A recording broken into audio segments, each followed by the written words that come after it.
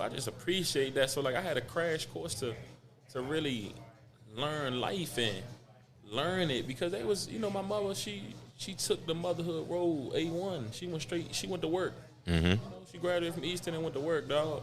You know what I mean? And my father went to work too. So my father went to work and I was with him every day. It was take your child to work day every day, Yeah. So it was take your child to work there every day with my father. So, I really got to experience life through their lens and growing up, them empowering me to just be me, bro. Like, so, when people ask me the question, I just tell them about myself. That's where I come from. So just coming from that, I feel like I can do anything, bro, because that's how they always empower me. It's by any means Motivation Station. I'm your host, Ed Doxson. Today got a very special guest in here. This is my man, my A1 dog. Man, I could go on and on. Scholar, college advocate, mentor, coach, college advisor, the vibe creator, the life of the party, all around good guy, man, has definitely played a role in my life, continue to play a role in my life, introduced me to amazing, great people as I done been moving state to state, moving all around, linked up with people in the city, we get back to the city together, bid together, you name it, man, but we got Kenny B, Coach Brown, whatever you want to call him here on Dreams by Any Means, man. What's good, bro? What's up, brother? Already. Long time coming. Hey, long time coming, man. And we kind of rushed right now, y'all, but we definitely gonna get the extended one in. But we want to just pull up on y'all today, man. So, just right into it, bro. Tell people who you are, where you from. Kenny Brown, man, right here in the heart. We're in Washington D.C. Yeah. Capital of the universe to me. Yeah, for sure. So, man, being raised in the city, man. Talk about how your childhood was coming up in the district. My childhood was intricate, man. I feel like I had a crash course to life in my childhood, Yeah.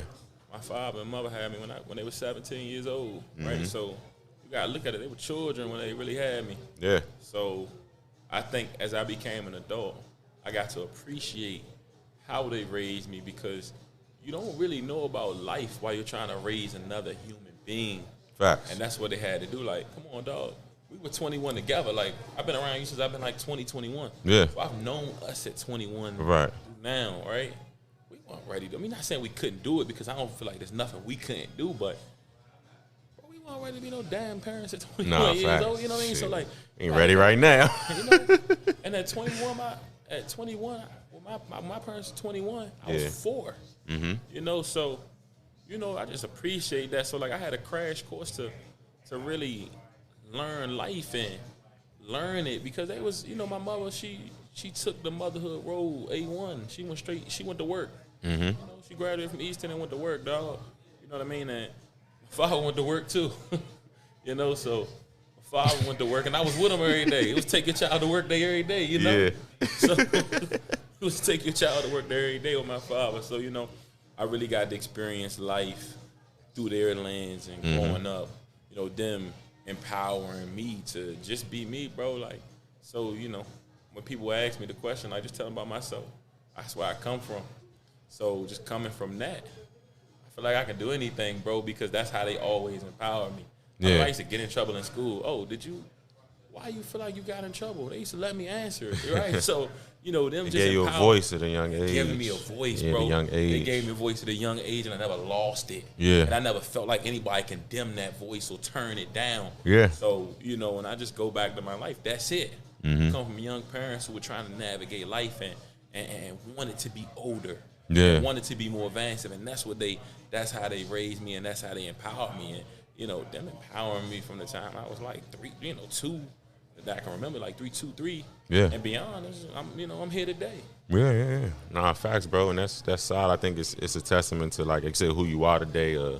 Even with just your thought process, anybody know Kenny gonna speak his mind. He gonna let you know. He gonna keep it all the way funky with you, at all times. So that's solid. But man, one thing we relate to a lot. We joke in the chat, talk about. We always reflect on what college did for us. Seeing you now outside of coaching, working as a college and career advisor, it all makes sense. But we were just talking about this before we started recording. Y'all was just our 20s and man, we done so much, man. Like Kenny, y'all that see my love for Florida, it's because of this dude right here. I pulled up on him in Miami, FIU for the first time, going to Miami 2017, and ever since then, man, I've been addicted to that Miami Broward, vibe. So, that's became home for me. But talk about college, man. Winston-Salem State University. I know you did a lot down there, student athlete, student leader, DMV club, the whole nine. But how was Winston? Man, Winston was incredible, man. It goes back to, like, everything happens for a reason, bro. I was supposed to go to Pace University in New York, bro. I remember Pace up on the college tour. PWI New York. I feel like Kenny would have became Diddy out there too, but just Winston, man. Like, I appreciate Winston. I appreciate the culture. Yeah. I appreciate the people, bro. Just going down south, I needed that more than I ever could imagine. I needed that going down south and learning how they move when it comes to hospitality, when it comes to culture, when it comes to just the way they navigate through life and learning it through their lens. Because up until that point, I've only knew D.C. Yeah. So just only knowing D.C. and going down North Carolina, I never forget. I'll be telling this story from time to time. You know how we do here. I see you in the morning at school. Hey, what's up, brother? Shake your hand. What's up? Dab you up. Right. Next time I see, we might bid, or we might not say anything to each other. Yeah. Right? Man, I went down to North Carolina, tried to do the same thing. This girl stopped me like, Kenny, like, I know you from up north, but we speak to each other every time we see each other around. I was like, oh, yeah. And that was just that small lesson I just never forgot. So when I see people now, I speak to them all the time. What's up? You all right? Like, just checking up on them, making sure they cool. But adding that to my arsenal was incredible for me navigating through my 20s. So I just appreciate Winston overall. Like, Winston ain't one of them schools where you just relying off the name or relying off the homecoming or relying off a specific program. Winston really like a family environment. So at point, it's not a city I've been to where I couldn't call anyone that graduated from Winston to look out. And that's the type family environment Winston-Salem State is. People come from all over the country and they come to D.C. Or when I was in Miami, they went to Winston. You good. Just linked up with somebody from Winston last night, So it's just like a big family and it's a big network. And that's what Winston is to me, bro. Yeah. Nah, that's solid, bro. Like I was just telling there was a guest on before, young dude about to graduate high school, and he was saying he wasn't going to colleges yet. But I was like, I said, that's cool, take a gap year. But I was like, bro, it's going to change your life. I said, I ain't even talking about the studying, just the socializing, like you said, the people you met as lifelong friends. And I done met people Winston, through you, people from Winston doing major stuff, if it's in arts, if it's career-wise, the whole nine. So that's solid, though, man. But when you left Winston and came back to D.C., how did your perspective alter? Growing up here, but then you went away to school, but then through those 4 years and once you came back home, like what was different? Like what was your outlook on coming back home, going over to the South, moving around the city? Like, and like those who listen and watch, like Kenny from the city, he doing city activity, he in the go-go's, he at the games, you doing all that. But mentally, when you came back home, what was you on? Like what was you thinking about? At Winston, I've always had love for the community, right? But at Winston, I kind of came into my own with just throwing events and just being intentional about how we want to attack and helping the community. So when I came home, we linked up with Tony and Sai, and they were like the catalyst of it, right? Facts. They were the blueprint. Perfect time. So I look at that, so if y'all don't know, I graduated from Winston 2015, and I went to grad school fall 2016. So you look at, I was home about a whole year before I went to Miami. Mm-hmm. And Slim, that year was basically an internship with Tony and Silas, bro. That year I was at everything with Tony, bro. Me and Tony went to New York.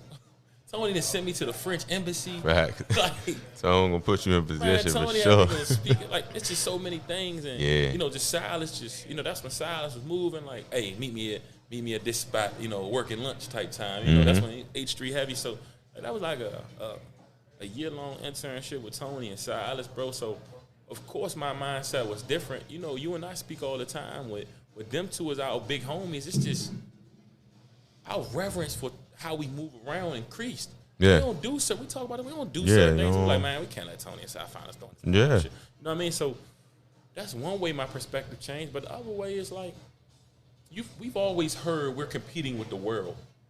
But it's not until we went to college that we really fully understand. Understood that, yeah. We're really competing with the world. Facts. So, you know, my mindset coming back home was just that. Like, I got to get it. I got to go get it. I got to go get it. Mm-hmm. So that was my mindset coming home. Like, I got to go get it, and I got to bring everybody up with me. Because growing up, bro, we wasn't taught to bring everybody up with us. Maybe It was independent was a thing. ones. Yeah, did it by myself. Did it on my cool. own. Man, we come from that no new friends era. Yeah, right. So it was just, Facts. I'm coming back home on a different time. I'm trying to help everybody while I'm here. Yeah. You know, so like I even got like my friend group, you know, kids, dudes I grew up with, they wasn't hanging with each other no more for real because they wasn't on the same time. Mm-hmm. I galvanized everybody to come back together, and we all like adopted a youth football program. I've been Coach KB, by the way. Everybody know. I know I'm the head coach over Ballou, but I've been Coach KB. Asked everybody with the Clinton Jets. Like, we took over that joint, like, and me and my friends, we really helped the 12U. Like, we took over that 12U program, and we all came together and did it. Yeah. But I wanted to make sure before I went back to Miami that I got them on that mission. Like, y'all, it's bigger than us, right? Right. So that was my mindset. And the Miami move, it's funny to say that because, like we said, we can talk about our moves. You coming back and setting the tone, making the Miami move this is like, I ain't just telling y'all, I'm showing y'all. You know what I'm saying? Because I literally remember sitting in the car, which I think outside of Fran joint, because he was trying to decide if you was going to work or I think go to school, and you was just like, man, I think I'm about to go with this college. I think it was another school at first, but I just knew in general you was looking to go to the Masters. You was like, man, full ride, just in the third. I remember you talking about FIU, and I'm like, yeah, but it's solid. And like, went down there, you did your thing, you know what I'm saying? Like, literally was down there, met good people. You know, you motivating us daily on the gram. Like, man, that was a great experience right there, Slim, for real. I wish Instagram was monetized. I'm telling you. I'd have been lit. But Kenny was, man, that's before people was getting the cameraman to have. He was already doing that. I was like, man, what bro down there doing? But that's solid though, bro. But